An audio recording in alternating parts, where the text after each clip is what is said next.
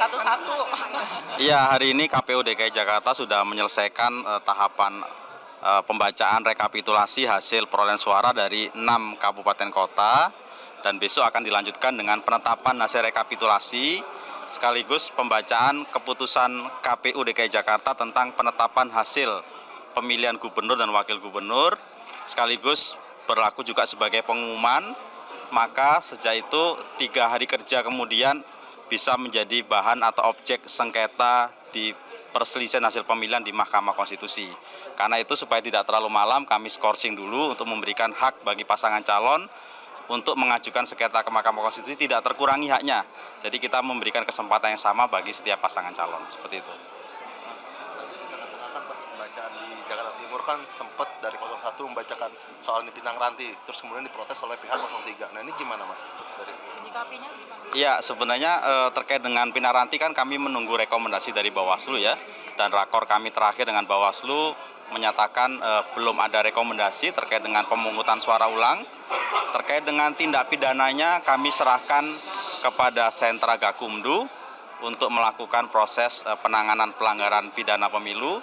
Tapi pada prinsipnya itu sudah ditangani oleh teman-teman Bawaslu dan sejauh ini dinyatakan belum memenuhi unsur terjadinya pemungutan suara ulang, seperti itu. Dari pasangan 01 kan juga mengajukan ke DKPP, KPU DKI ini tanggapannya seperti apa?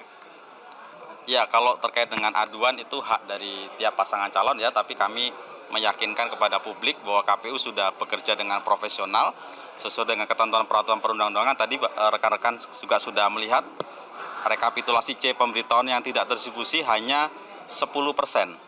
Itu pun ya kurang dari 10% ya, dan itu pun sudah ada keterangannya berapa yang meninggal dunia, berapa yang pindah domisili, berapa yang berubah status dan sebagainya. Seperti itu. Berarti kan kalau besok hanya satu agenda tentang penetapan, berarti hari Seninnya sudah mulai memasuki gugatan gitu ya Pak? Iya, betul, hari Senin sudah bisa untuk proses di Mahkamah Konstitusi ya. Berarti 3 hari kan ya Pak? 3 hari kerja. Setelah itu prosesnya apa lagi Pak? Ya, kalau nanti setelah 3 hari kerja sengketa ke MK akan mengeluarkan namanya BRPK atau Buku Registrasi Perkara Konstitusi. Kalau di peraturan MK nomor 4 tahun 2024 tentang tahapan dan jadwal sengketa, itu akan dikeluarkan tanggal 19 sampai 20 Desember.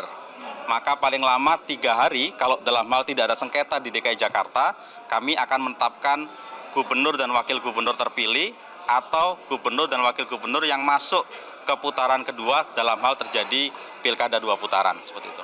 Sekitar tanggal berapa Pak? 19 sampai 20 penyampaian BRPK, paling lama 3 hari kami sudah harus membuat penetapan gubernur dan wakil gubernur terpilih atau gubernur dan wakil gubernur yang masuk ke putaran kedua.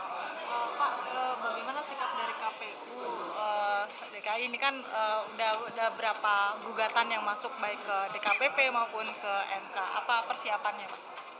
Ya, kalau terkait dengan persiapan ya kami siap ya dari sisi data, kemudian administrasi semuanya sudah kami siapkan dengan baik, dan tim hukum juga sudah menyiapkan ya sebelum hari pemungutan suara kami juga sudah menyiapkan dokumen-dokumen yang diperlukan, termasuk tadi dokumentasi C pemberitahuan yang akan distribusi, foto-fotonya, rekap yang tidak terdistribusi, semuanya sudah kami collecting dan kami siap untuk menerapkan prinsip akuntabilitas dalam penyelenggaraan pilkada. Tadi kan banyak juga jumlah pemilih di sejumlah kabupaten dan kota yang mengalami penurunan. Nah, ini sikap dari KPU sendiri seperti apa? Mungkin Bu Asri bisa.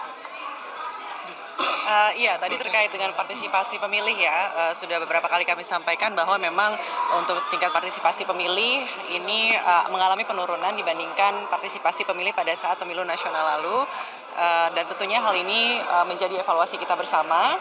Namun saat ini kan kita sedang menjalani tahapan rekapitulasi dan besok akan dilanjutkan dengan penetapan hasil perolehan suara.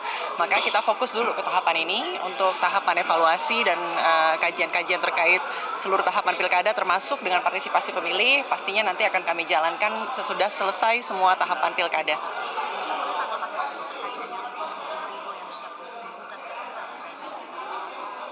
Pada disilakan. Iya, kalau terkait gugatan kan hak pasangan calon ya, dan ini dalam electoral justice system atau prinsip keadilan pemilu itu dibuka secara lebar. Justru kami hargai ya, daripada harus demonstrasi di tengah jalan, di depan kantor KPU, lebih konstitusional itu bersengketa di Mahkamah Konstitusi. Namun tentu MK punya hukum acara terkait dengan ketentuan berapa persen selisih hasil yang bisa diajukan ke MK, kemudian apa dasarnya, karena pada prinsipnya PHP atau persentase pemilihan adalah selisih hasil. Kalau terkait dengan proses, sengketanya ada di Bawaslu. Tapi apapun itu kami akan hadapi dan kami akan siapkan dokumen-dokumen yang diperlukan seperti itu. Oke, cukup ya. Aja Pak, berarti KPU membantah ya bahwa C undangan itu distribusinya sedikit seperti itu Pak. Ya, teman-teman tadi sudah bisa melihat ya, hanya 10% C pemberitahuan tidak distribusi, itu pun ada keterangannya. Ada yang meninggal dunia, ada yang karena sudah pindah domisili, ada yang memang sudah berubah status jadi TNI Polri, dan sebagainya, dan sebagainya. Jadi artinya kami nggak ingin menjawab opini dengan opini, kami ingin menjawab opini dengan data dan fakta, ya. Termasuk nanti terkait dengan tingkat partisipasi, kami akan melakukan riset, kajian, kami akan mengundang pakar-pakar untuk meneliti apa penyebab voting turnout-nya tidak terlalu tinggi. Apakah karena sosialisasi atau karena terkait dengan kendala teknis misalnya di hari H karena orang berlibur atau sakit atau karena hujan dan sebagainya. Itu akan terjawab nanti berdasarkan riset dan data dan fakta yang ada. Jadi tidak hanya karena opini. Artinya KPU DKI Jakarta menepis disebut tidak profesional oleh tim hukum Ridho, begitu ya? Ya. Ya, profesional itu kan penyelenggaraan pemilu berdasarkan prinsip peraturan perundang-undangan ya, dan kami sudah melaksanakan semuanya, ada berita acara, ada dokumentasi, dan tentu ini bisa kami pertanggungjawabkan karena prinsip dari penyelenggara pemilu itu adalah akuntabel, yaitu bekerja dengan penuh tanggung jawab dan hasilnya bisa dipertanggungjawabkan.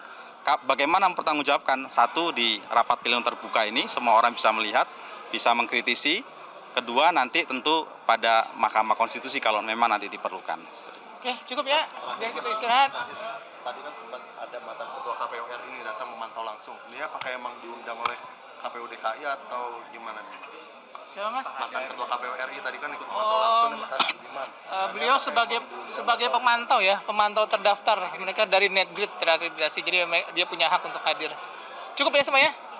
Semua istirahat, sehat-sehat semua. Sampai ketemu besok. Siap. Jam berapa besok, Pak? Jelajahi cara baru mendapatkan informasi. Download Metro TV Extend sekarang.